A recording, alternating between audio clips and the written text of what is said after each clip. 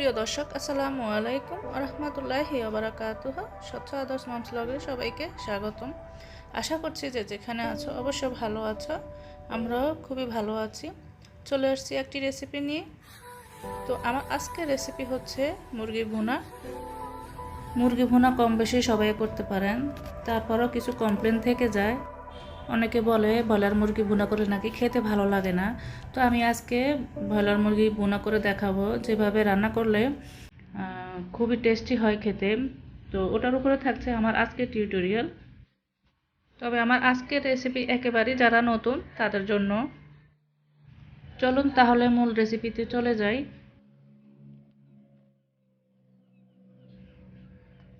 এখানে আমি 1.5 কেজি থেকে একটু বেশি হবে মুরগি নিয়েছি।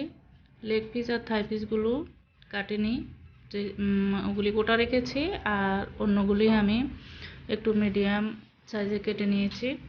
তো এই তো আমি ওগুলি আপনাদেরকে দেখাচ্ছি আমি কীরকম সাইজ করে নিয়েছি। তো এখন আমি এখানে কিছু মরিচ নিয়েছি, শুকনো মরিচ প্রায় 14-15টা আছে এখানে। আর এখানে আমি জিরে নিয়েছি 1.5 চা চামচ। তো এগুলি আমি ব্লেন্ড করে নিব। আর আমার আদা রসুন কিন্তু ব্লেন্ড করা আছে, তো ওটা আর আমি ব্লেন্ড করব না। তো ওগুলো ব্লেন্ড করে নিচ্ছি। আর এখানে আমি পরিমাণ মতো তেল দিয়ে দিয়েছি। পরিমাণ বলতে এখানে আপনার তেলটা একটু বেশি লাগবে এই রান্নাতে। তো এখন আমি এখানে দিয়ে দিচ্ছি একটা তেজপাতা মাঝখান থেকে ছিঁড়ে 2 টুকরো, দারচিনি আর 6-7টা এলাচ আর 10-12টি কালো গোলমরিচের গুঁড়ো দিয়ে জাস্ট একটু নেড়ে চেড়ে দিচ্ছি।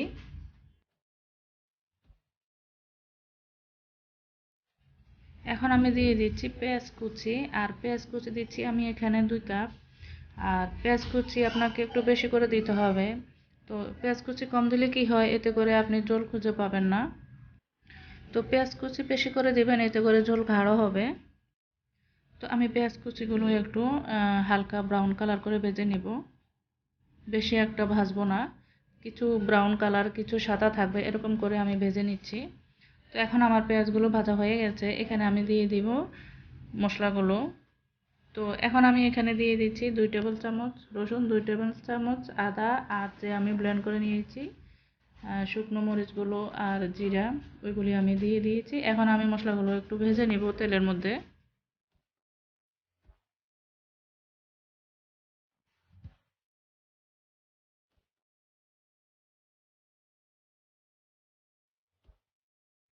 তো মশলাগুলো আমার কষানো হয়ে গেছে, এখন আমি এখানে সামান্য পরিমাণে একটু পানি অ্যাড করে দিব।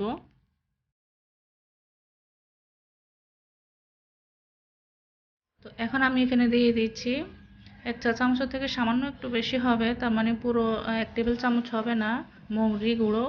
আমি মৌরিটা কিন্তু একটু হালকা টেলে নিয়েছি, নিয়ে তারপর আমি গুঁড়ো করে দিয়েছি।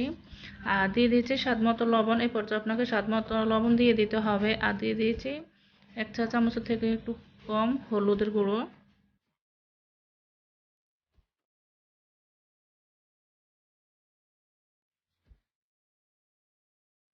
তো মশলাটা আপনাকে ভালো করে কষিয়ে নিতে হবে। যখন এই পর্যায়ে চলে আসবে তখন আপনাকে অ্যাড করে দিতে হবে চিকেন, তার মানে ব্রয়লারের মুরগিটা।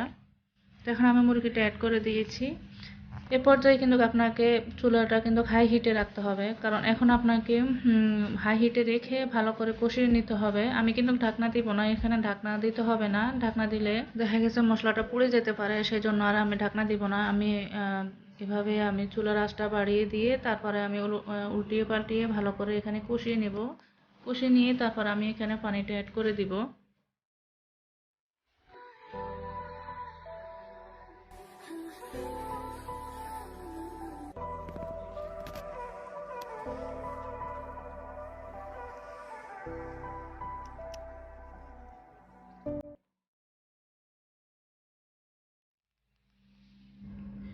তো আমার মুরগিটা কষানো হয়ে গেছে, এখন আমি এখানে পানি অ্যাড করে দিচ্ছি। এখন আমি প্রথমে পানি দিয়েছি এখানে 1 কাপ, পরে আবার দিয়েছি 1.5 কাপ। তো দেখলাম যে পানিটা একটু কম হয়ে গেছে আমার, আর মুরগি আছে আমার এখানে 1.5 কেজির উপরে।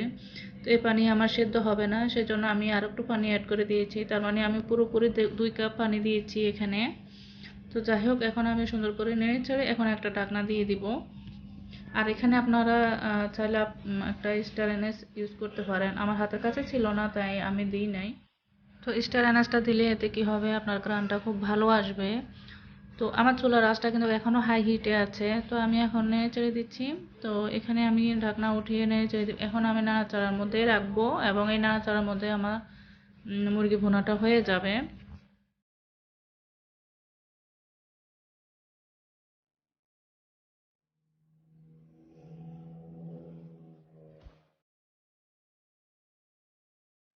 তো এইভাবে করে দেখবেন মুরগি ভুনাটা খেতে খুবই ভালো লাগে। আর যারা বলবেন যে ব্রয়লার মুরগি ভুনা করে খেতে ভালো লাগে না, তো এভাবে যদি আপনারা ট্রাই করেন, আর বিশেষ করে যারা নতুন আছেন এভাবে ট্রাই করে খেয়ে দেখবেন, খুবই টেস্ট হয় এভাবে রান্না করে দেখলে। তো এখন আমার মুরগি ভুনাটা হয়ে গেছে, দেখেন আমার ঝোলটা কিন্তু তেল থেকে ছেড়ে গেছে। তো বুঝে নিতে হবে যে আপনার রান্নাটা হয়ে গেছে। তো আমার রেসিপিটি কেমন লেগেছে সবাই কমেন্ট বক্সে কমেন্ট করে জানাবে। তো আমার আজকের ভিডিও পর্যন্ত, আবারও চলে আসবো নতুন একটি ভিডিও নিয়ে। সে পর্যন্ত সবাই ভালো থাকবে, সুস্থ থাকবে। আল্লাহ হাফেজ।